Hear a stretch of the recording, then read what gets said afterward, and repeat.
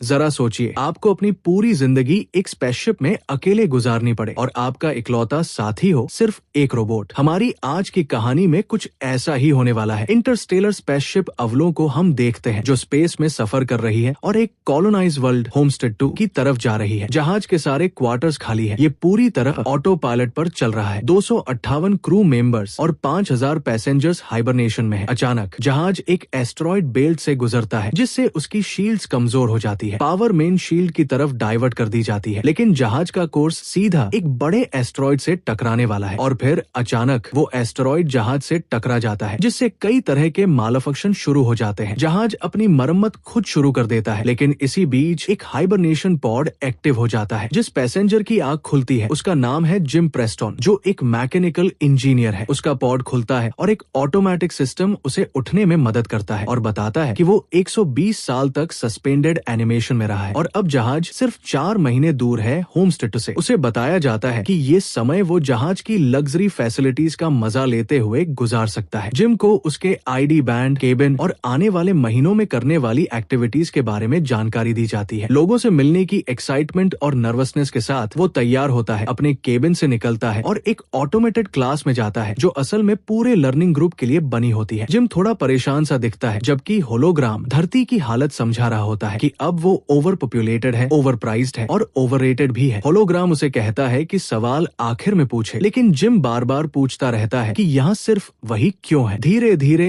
उसे समझ आता है कि होलोग्राम उसके सवाल का जवाब नहीं दे सकता, तो वो बाकी लोगों को ढूंढने निकल पड़ता है। वो जहाज के मेन कॉन्कोर्स तक पहुँचता है। वहाँ भी कोई नहीं है, लेकिन एक ऑटोमेटेड इंफो डेस्क मदद की पेशकश करता है। जिम कहता है कि उसे किसी असली इंसान से बात करनी है तो वो उसे एक स्टीवर्ड के पास भेज देता है। वहाँ भी कोई नहीं तो वो कैप्टन से मिलने की रिक्वेस्ट करता है। ब्रिज पर पहुँचने पर भले ही उसके पास अंदर जाने की परमिशन नहीं है, वो देख सकता है कि वहाँ भी कोई क्रू मेंबर जागा नहीं है। आखिर में जिम ऑब्जर्वेटरी पहुँचता है जहाँ उसे पता चलता है कि जहाज दरअसल होमस्टेड से अभी 90 साल दूर है। जिम को समझ आता है कि वो बहुत पहले जाग गया है। वो वापस कॉन्कोर्स में जाता है और धरती को मैसेज भेजता है कि अब उसे क्या करना चाहिए, क्योंकि उसे नहीं पता कि वापस हाइबरनेशन में कैसे जाए। कम्युनिकेशन सिस्टम बताता है कि धरती तक मैसेज भेजने और जवाब आने में लगभग 55 साल लगेंगे और ऊपर से कॉल का दाम भी आसमान छू रहा है। जिम टूट जाता है। वो इधर उधर घूमते हुए जहाज का बार ढूंढता है जहाँ उसे एक और इंसान दिखता है, लेकिन जैसे ही वो उससे बात करता है उसे कुछ अजीब लगता है। ड्रिंक बनाते समय जिम को एहसास होता है कि वो असल में एक एंड्रॉइड है। उसका नाम है अर्थर। जिम उससे और जानकारी लेना चाहता है, लेकिन उसे ये भी समझाना मुश्किल हो रहा है कि वो यहाँ पहले कैसे जा गया। अगले दिन जिम अपने केबिन में उठता है और कैंटीना जाता है जहाँ उसे पता चलता है कि मेन्यू में ज्यादातर चीजें सिर्फ गोल्ड क्लास पैसेंजर्स के लिए है। वो अपना सादा कॉफी लेता है और अपने हाइबरनेशन चैम्बर को ठीक करने की कोशिश करता है। टूल्स जुटाकर वो पॉड को चालू कर देता है और उसमें लेट जाता है, लेकिन कुछ नहीं होता। फिर वो क्रू के हाइबरनेशन चैम्बर खोलने की कोशिश करता है, लेकिन वो भी नाकाम रहती है। इस दौरान जहाज में छोटी मोटी खराबियां आती रहती है। जिम बार में लौटता रहता है, कभी पीने के लिए, लेकिन ज्यादातर आर्थर से बात करने के लिए। आर्थर की सलाह पर वो एक गोल्ड क्लास रूम में घुसकर मजे करने का सोचता है। जिम सारे restaurants, games, entertainment system try करता है, लेकिन वक्त के साथ उसकी तन्हाई और बढ़ जाती है। एक दिन नशे में धुत वो हाइबरनेशन पॉड्स के पास घूम रहा होता है जब वो एक एयरलॉक तक पहुंचता है जहां स्पेस वॉक के लिए स्पेस सूट रखे होते हैं। जिम सूट पहनकर एयरलॉक में जाता है, लीवर खींचता है और फिर दरवाजा खोलने का बटन दबाता है। बाहर निकलते ही वो नजारे में खो जाता है। उस पल का अकेला इंसानी गवाह वही है। वो अपने बूट्स के मैग्नेट खोल देता है और स्पेस में तैरने लगता है। टूटे मन के साथ वो अंदर लौट आता है, सूट उतार देता है, लेकिन फिर सूट पहने बिना ही एयरलॉक में लौट आता है। लीवर खींचता है, खुदकुशी करने को तैयार, लेकिन आखिरी पल में अपना इरादा बदल देता है। भागकर अंदर लौटता है और बोतल पर फिसल जाता है। उठते ही उसकी नजर एक महिला के पॉड पर पड़ती है। नाम है अरोरा। वो डायरेक्टरी में उसकी फाइल ढूंढता है और उसका पैसेंजर इंटरव्यू सुनता है, जिससे वो मोहित हो जाता है। कुछ देर बाद वो फिर उसके पॉड के पास बैठा होता है, इंटरव्यू सुनते हुए। बार में वो उसकी रचनाएं पढ़ रहा होता है और आर्थर से उसकी लिखावट के बारे में बात कर रहा होता है। जिम को अपने हालात की विडंबना सताती है। दूसरी दुनिया में बेहतर जिंदगी की तलाश, समय से पहले जागना और वहाँ पहुँच ही न पाना और अपनी सपनों की औरत को पाना, लेकिन उसे छू भी न पाना। जिम लगातार उसके बारे में सोचता है और धीरे धीरे ये विचार आने लगता है कि क्यों न उसे भी जगा दे। वो आर्थर से इस बारे में बात करता है, लेकिन आर्थर उसकी नैतिक दुविधा समझ नहीं पाता। अगर जिम उसे सिर्फ अपने लिए जगाता है तो वो उसे भी अपने साथ जहाज पर मरने के लिए फंसा देगा। शुरुआत में जिम मना कर देता है, लेकिन समय बीतने के साथ वो इस ख्याल को छोड़ नहीं पाता और फिर एक दिन वो अपना मन बदल देता है। वो उसके पॉड पर जाता है और उसे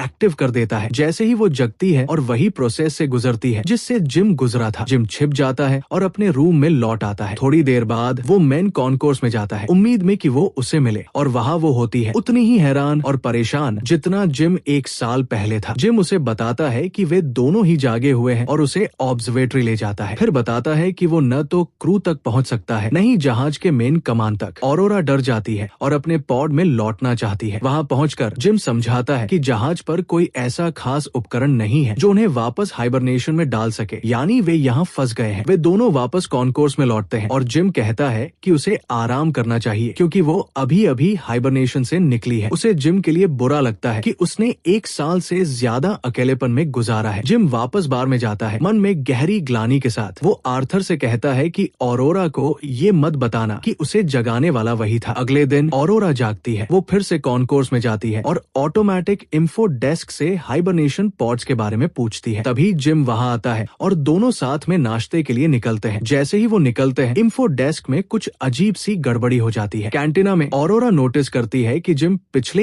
एक साल से एक ही जैसा नाश्ता कर रहा है। वो उसे गोल्ड क्लास मेन्यू से कुछ अलग खाने को देती है। दोनों पॉड्स को ठीक करने की संभावना पर बात करते हैं, लेकिन जिम के विपरीत ऑरोरा इतनी जल्दी हार मानने को तैयार नहीं है। वो इंफर्मरी खंगालती है, रिसर्च डॉक्यूमेंट्स देखती है और आखिर में क्रू के हाइबरनेशन क्वार्टर्स तक पहुंचकर दरवाजे तोड़ने की कोशिश करती है। उधर जिम को जहाज में और गड़बड़ियां नजर आने लगती है। कुछ समय बाद ऑरोरा अपने जीवन को लेकर उदास हो जाती है। वो लिखती है, जहाज में दौड़ती है, स्विमिंग पूल में जाती है और अपनी स्थिति को और गहराई से महसूस करती है। फिर वो कैंटीना में जिम का इंटरव्यू लेने आती है, ये सोचकर कि उसकी कहानी दिलचस्प हो सकती है। जब ऑरोरा पूछती है कि जिम ने कॉलोनी में इमिग्रेट करने का फैसला क्यों किया, तो जिम पहले कंपनी के घिसे पिटे स्लोगन सुनाता है, लेकिन फिर सच बताता है कि वो नई दुनिया में अपनी पहचान बनाना चाहता था, एक नई जिंदगी शुरू करना चाहता था। बाद में दोनों ऑब्जर्वेटरी में होते हैं और पहली बार ऑरोरा अपनी वजह बताती है। बाकी यात्रियों से अलग उसके पास राउंड ट्रिप टिकट है। उसकी योजना थी कि होम स्टेट जाए, वहाँ एक साल रहे और फिर धरती पर लौटकर दुनिया की पहली ऐसी पत्रकार बने जिसने ये सफर किया हो, इतिहास की सबसे बड़ी कहानी लिखने के लिए। धीरे धीरे ऑरोरा भी उनके हालात से निकलने का तरीका खोजने की उम्मीद छोड़ देती है। तब जिम उसे खुश करने के नए नए तरीके ढूंढता है, डांसिंग, सिनेमा, बास्केटबॉल कोर्ट और आखिर में बार में आर्थर से मिलवाना। कुछ देर के लिए माहौल हल्का हो जाता है, लेकिन फिर ऑरोरा को अपनी सच्चाई याद आ जाती है। जिम अकेला रह जाता है, अपराध बोध में डूबा हुआ। इसके बाद जिम कुछ बनाने में व्यस्त दिखता है और थोड़ी देर बाद ऑरोरा ऑब्जर्वेटरी में आती है, जहाँ उसे जिम द्वारा बनाया गया क्राइसलर बिल्डिंग का छोटा सा मॉडल मिलता है। कुछ समय बाद दोनों बार में डेट पर जाते हैं, डिनर करते हैं, अपनी जिंदगी की कहानियां सुनाते हैं। ऑरोरा बताती है कि उसके पापा की मौत तब हो गई थी जब वो किशोरी थी। डिनर के बाद जिम उसे एयरलॉक तक ले जाता है। दोनों स्पेस सूट पहनते हैं और स्पेस वॉक पर निकलते हैं। इस बार जिम के पास कोई है जिसके साथ वो ये अद्भुत नजारा बांट सके। दोनों मैग्नेटिक बूट्स बंद कर देते हैं और स्पेस में तैरते हैं। अंदर लौटने के बाद दोनों किस करते हैं, जिम के केबिन में जाते हैं और रात साथ बिताते हैं। जल्द ही दोनों कपल की तरह रहने लगते हैं। ऑरोरा उसके केबिन में शिफ्ट हो जाती है और जहाज पर अपने जीवन के बारे में लिखने लगती है। दोनों साथ में दौड़ते, खाते, सोते हैं। जिम जहाज में और आगे खोजबीन करता है और हाइड्रोपोनिक्स भी पाता है, जहाँ से वो ऑरोरा के लिए फूल लाता है। एक दिन जहाज एक रेड जायंट स्टार के पास से गुजरता है और दोनों ऑब्जर्वेटरी से उसे देखते हैं। उस दिन ऑरोरा का जन्मदिन होता है, तो रात में एक शानदार रेस्टोरेंट में सेलिब्रेट करते हैं, फिर बार में जाते हैं। इसी दौरान जिम वॉशरूम में जाकर ऑरोरा के लिए बनाई गई रिंग तैयार करता है और ऑरोरा बार में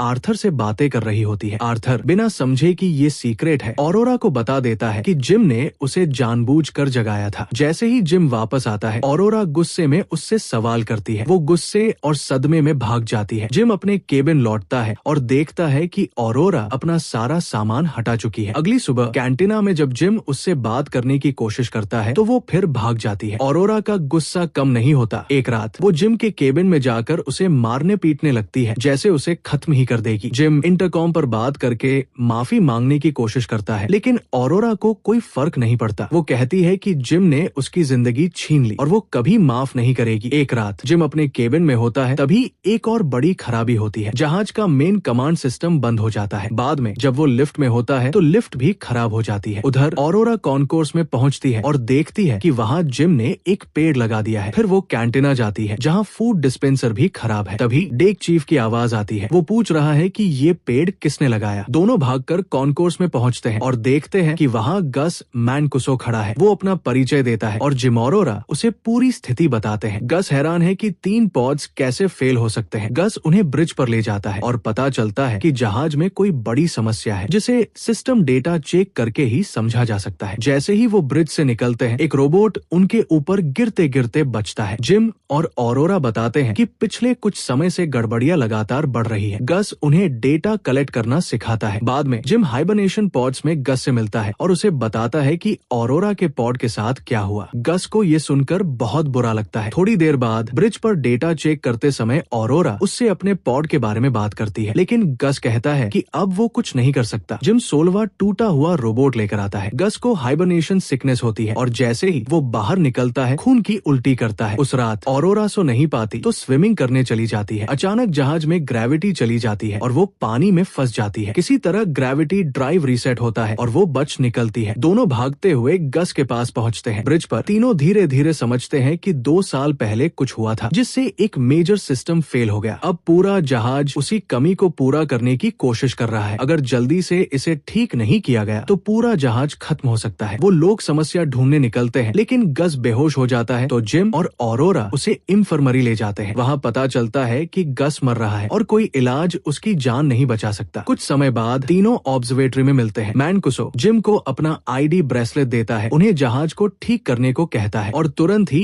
उसकी मौत हो जाती है। अचानक जहाज की लाइट्स लाल हो जाती है और पूरे जहाज में जबरदस्त झटके लगने लगते हैं। जिम ऑरोरा से कहता है कि उसे उसकी मदद चाहिए और दोनों इंजीनियरिंग की तरफ दौड़ पड़ते हैं, लेकिन तभी ग्रेविटी ड्राइव में एक और गड़बड़ी हो जाती है और तुरंत ही आर्थर भी प्रभावित हो जाता है। जिम आर्थर को डीएक्टिवेट कर देता है। दोनों इंजीनियरिंग में पहुंचते हैं और समस्या ढूंढना शुरू करते हैं। पावर प्लांट में उन्हें इसका कारण मिलता है। जैसे ही वे हैच खोलते हैं, ऑरोरा अचानक खिंचकर बाहर की ओर चली जाती है। असल में एक एस्टेरॉयड ने जहाज के उस हिस्से में छेद कर दिया था। जिम भी खिंच जाता है, लेकिन वो हैच को पकड़कर खुद को रोकता है जो उस समय धीरे धीरे बंद हो रही होती है। आखिरकार वो भी खिंच जाता है, लेकिन दोनों जल्दी से मिलकर उस छेद को सील कर देते हैं। जैसे ही ये समस्या हल होती है, जिम को एहसास होता है कि जहाज में सिर्फ एक नहीं बल्कि कई जगह ब्रेच है। दोनों एस्टेरॉयड के रास्ते का पीछा करते हैं और पाते हैं कि उसने रिएक्टर कंट्रोल कंप्यूटर को टक्कर मारी है। जिम सोचता है कि शायद इसके पार्ट्स का रिप्लेसमेंट मिल जाए। वे पार्ट ढूंढकर उसे बदलते हैं, लेकिन रिएक्टर को वेंट करने की प्रक्रिया फिर भी फेल हो जाती है। दोनों इसे मैन्युअली करने की कोशिश करते हैं, लेकिन फिर असफल हो जाते हैं। जिम को समझ आता है कि रिएक्टर को ठंडा करने के लिए वेंट डोर को बाहर से खोलना पड़ेगा। दोनों एयरलॉक में जाते हैं और जैसे ही जिम बाहर जाने के लिए तैयार होता है, वो मैनकुसो का ब्रेसलेट ऑरोरा को दे देता है, क्योंकि हो सकता है वो वापस न आए। ऑरोरा उसे सूट पहनाने में मदद करती है और जैसे ही वो एयरलॉक में प्रवेश करता है, वो कहती है वापस आना, क्योंकि मैं तुम्हारे बिना इस जहाज पर नहीं रह सकती। ऑरोरा वापस रिएक्टर रूम में जाती है, जहाँ तापमान खतरनाक स्तर पर पहुंच चुका है। रिएक्टर से एक बोल्ट निकलकर उसके हाथ में लग जाता है, जबकि जिम बाहर से वेंट के करीब पहुंच रहा होता है और उसे डोर दिखाई देता है। तापमान लगातार बढ़ रहा है और जिम वेंट डोर को बाईपास करने की कोशिश कर रहा है। जल्द ही उसे एहसास होता है कि उसे ये डोर हाथ से पकड़कर खुला रखना पड़ेगा ताकि रिएक्टर वेंट हो सके। वो ऑरोरा को बताता है। ऑरोरा इस प्लान से सहमत नहीं होती, लेकिन जिम आगे बढ़ जाता है और उससे कहता है कि रिएक्टर को वेंट करो। ऑरोरा नहीं चाहती कि वो मर जाए और दोनों में बहस होती है, लेकिन जिम कहता है कि हमें बाकी लोगों को बचाना है। आखिरकार ऑरोरा रिएक्टर को वेंट कर देती है। प्रक्रिया सफल हो जाती है, लेकिन रिएक्टर से निकलने वाली गैसें जिम को जोर से धक्का देती है और उसका टेथर टूट जाता है। उसके सूट का प्रेशर भी गिरने लगता है। वो ऑरोरा को ये सब बताता है और ऑरोरा पूरी तेजी से दूसरा सूट पहनकर उसे लाने के लिए निकलती है। वो उसे फिर से माफी मांगता है। ऑरोरा बाहर जाती है, लेकिन उसका टेथर छोटा पड़ जाता है और वो पीछे खिंच जाती है। अचानक वो जिम के टूटे हुए टेथर को पकड़ लेती है और उसे खींचकर